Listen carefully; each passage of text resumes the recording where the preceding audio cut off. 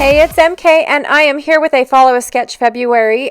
Today's sketch is this one right here by Stacy Daubenberger.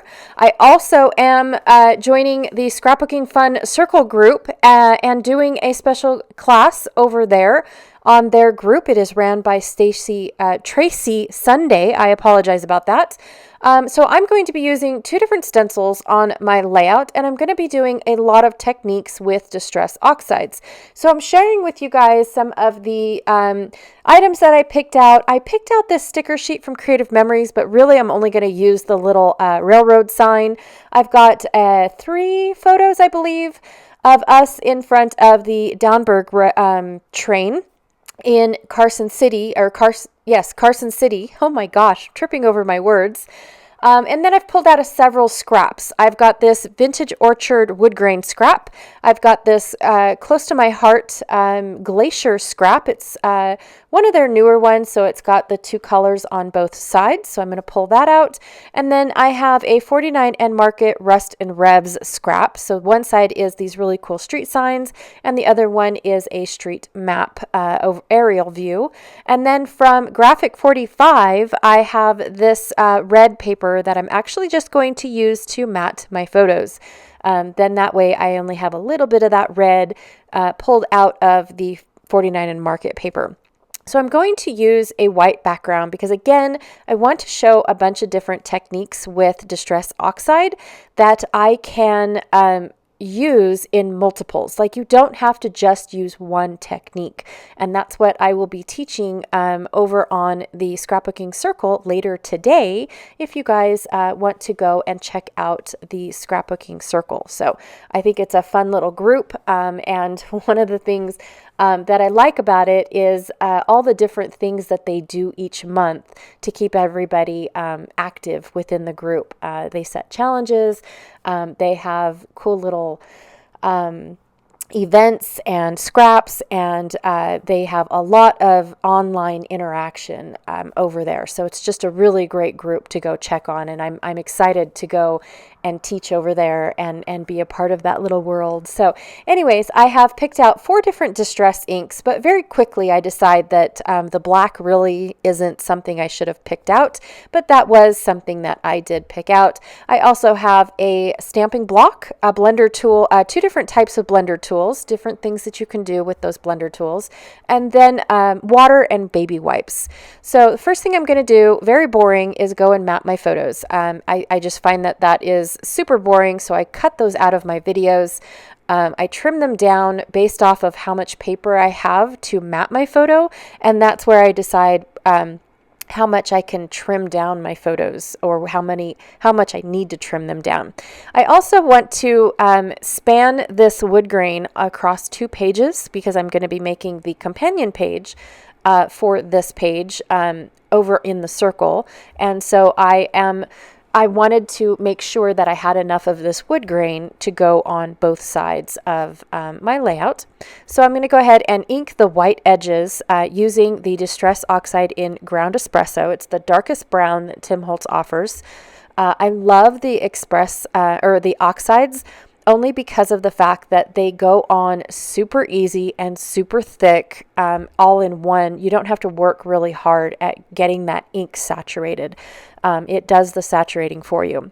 So then I also distressed my blue cardstock, and I just very lightly wanted to distress the edge of that blue cardstock. Just so that way I didn't see that white core. I kind of want this to be a grungy layout. Next, I'm going to go ahead and ink up really, really fast, not very saturating it at all, the branding strip, because I know my wood grain is very little. Like it's a teeny tiny little strip, and so when I put my blue on it, a little bit of it's going to stick out, and I didn't want it to be an eyesore, so I wanted it to blend in a little bit by adding my distress ink. I'm also going to be using this blue cardstock on the other side of my layout as well, because normally when I make a companion page, I'm using the same materials, so that way I can make them coordinate with each other. So I'm going to go ahead and just tuck that wood grain right behind this blue cardstock, and then I'm going to tuck the blue cardstock behind this paper by 49 and Market, and I've already distressed the edge and inked the edge.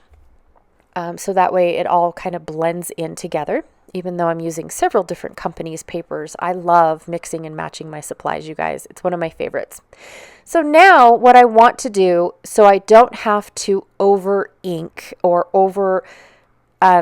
overdo any mixed media, is I always lay out my design and trace where I want it to go, because then I don't have to accidentally do too much and end up covering up most of it or anything like that. But this one here, about, I don't know, 2/3 of my layout, a little more than half of my layout is going to be covered in mixed media. I basically just want to take my white cardstock and turn it yellow. I did hold up all of the other colors. I held up the blue, I held up the brown, I held up the black to see where I wanted to start my base pages. I definitely probably could have used a darker yellow, because my first technique automatically lightens this color. So I probably will go with a darker yellow for my companion page, maybe, because this yellow does stick out compared to the yellow that I was trying to match on the 49 and Market. I was afraid if I went with marigold in the distress color that it would turn to yellow or to orange, even though when I apply it, it is a really good dark yellow. If I was to do the removing technique that I'm going to be doing here soon, then it is going to end up becoming too orange, and I did not want that. So that's why I chose this color here. I could have went back over my color so it's not as light, and ended up with the darker piece, but I was worried that it was going to take away from the whitewashing that I'm getting ready to do. So I went ahead and I covered up the whole thing. Now, I wasn't looking for perfection, you guys. I want this to be a grungy layout. I want this to be a grungy mixed media. So I'm going to take this stencil here, and this stencil was actually from the Advent calendar from last year, 2024's Advent calendar. I don't remember what day it was on, but I'm just going to take my stencil and a wet wipe and rub the ink off. And then what I do, because the wet wipe isn't that wet, you don't want it to be completely saturated wet. But because it was a little wet, I didn't want my stencil to be wet underneath. And so I just kind of wave it around a little bit and let it air dry until I place it down again. So this way I am doing, it's a really cool technique. It works really well with darker colors. But I wanted a little bit more of a subtle technique, maybe like a weave look for my ink. I did not want it to be standing out, because then anything that I do on top of it will actually not be seen. So that is why I chose this look. And then here is a close-up, and you can see the design underneath. It is very subtle, very there, but it now looks like a printed pattern paper as opposed to just ink blending with a stencil, right? So my next stencil work that I'm going to do is I'm going to put ink onto my stencil and then wet it up a little bit, dab it off, and use it as a stamp. But here's the deal. I forgot to go get my paper towel. You want to make sure that you go get a paper towel, because once the ink gets on your fingers, it kind of stains your fingers, and then you might get it on your project somewhere else. So I'm just going to dab up. And so my first stamp was really, really dark, but then all the rest of my stamping is exactly what I wanted it to look like. So now I've got a double technique on my paint, so where you can see that woven underneath, and then you can see the stamping that I did on top. I wasn't looking for perfection again. I'm looking still for a distressed look. And now I'm going to take the edge of my stamp block, and I'm going to stamp multiple times all these little lines going on. And I'm going to stamp down the border on both sides. So around where my photos and pattern paper are going to be, and then I'm going to flip my layout and stamp on the other side. Another thing that helps you with this technique is sliding the stamp. Don't just tap it on there, which is very loud and obnoxious, by the way, but you also kind of want to to move it back and forth to get that darker look. If you just stamp, it's a little light, and then if you slide it, it's a little dark. The impression is a little bit more prominent, I should say. So it's just one of the fun things that I like doing, especially when you're just trying to make a mark and whatnot, and you don't really want a solid image. So I really like using the edge of my block. All right, so here's where I decided to add the black, and instantly I did not like it. I'm using a blender tool for this instead of the blender brush to make full coverage. I was just using a blender tool, and I really, really didn't like it. So I'm going to switch up to the brown and overlap the black, and I'm going to bring it in and see if it's worth it. I like it a lot better. So I'm going to go ahead and finish off making it brown. I don't fix the edge of my paper. The edge of my paper is still inked in black, but the shadow for this is definitely going to be in brown. And then I'm bringing it out a little bit to make it look like it's, you know how when you step on a dirt pile and then when you step off of it, sometimes you leave a smear of dirt. That's kind of what I wanted it to look like here. And now I'm just making sure that I make a big enough blob behind my paper so it gives it a little bit of a shadow. And that's what it looks like with the stamp blocking as well as, or the block stamping, as well as the other blending. I love mixing techniques with the oxides. It is one of my favorite things to do because oxides are so movable. They react with water just like Distress inks do. But the way, the smoothness of them and the different colors that you can create by adding water is just super cool effect. So it's just one of the things that I love. And I don't often see a lot of people mixing the techniques. It's always usually just one or another. And I wanted to basically share with you guys that it's okay to mix all these techniques together. It's definitely not going to take away from your layout. However, it's not the yellow I wanted, but it still works. I really do end up liking the way that it looks. So I also pulled out these these film strips, yes, from the Advent calendar from last year as well. But because I pulled out a train track cut file, I opted not to bring in the film strips. And so I thought I'll just bring the film strips in for the other page. And then this page will be more like my title page, and I will end up using this train track cut file. So anyways, I'm going to go ahead and use my black blending tool and color in this cut file.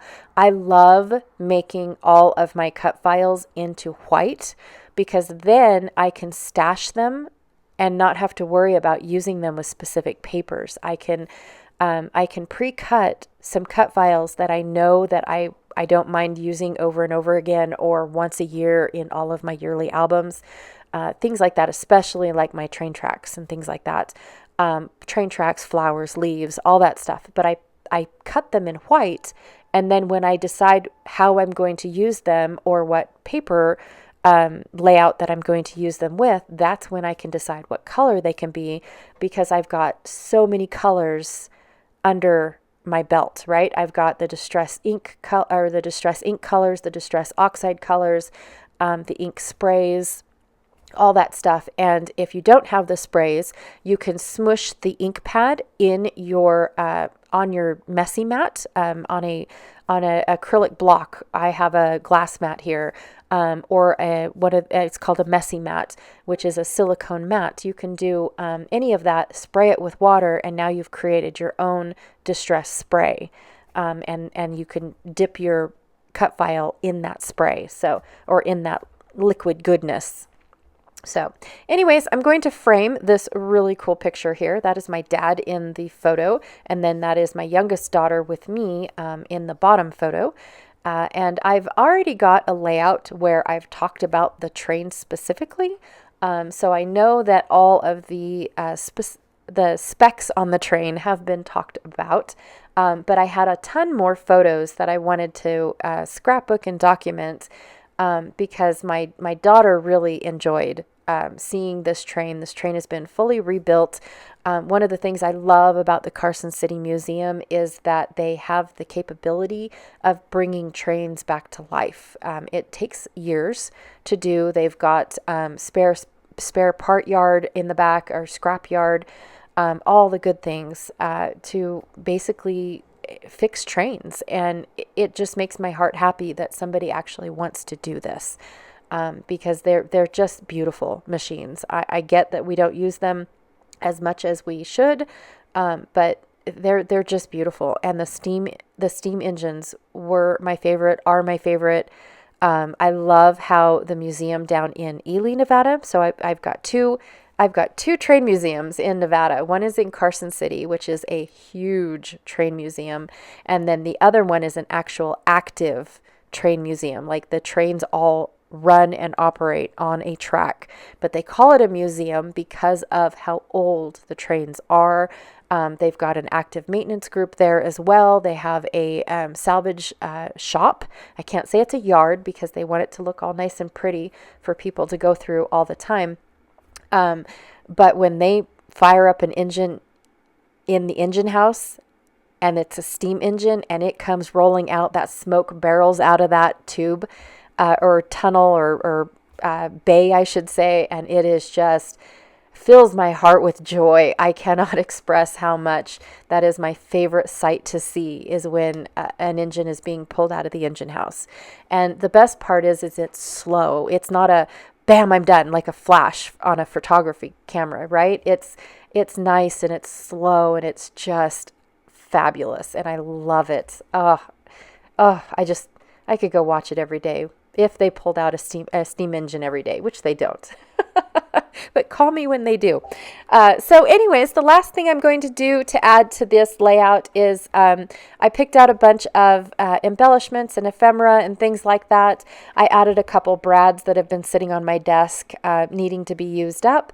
And that is about it. I also had some really cool vellum stickers, and when you rub them on, it just kind of almost looks like a stamp. So I added a few of those in some places. And that is my layout for today. Again, later today, I will be over on the Scrapbooking Fun Circle, and I will be recreating a page that looks very similar to this, using the same exact techniques, but they won't look the same because it's at a different layout. No two mixed media pages ever look the same, even though you try to mix and match them.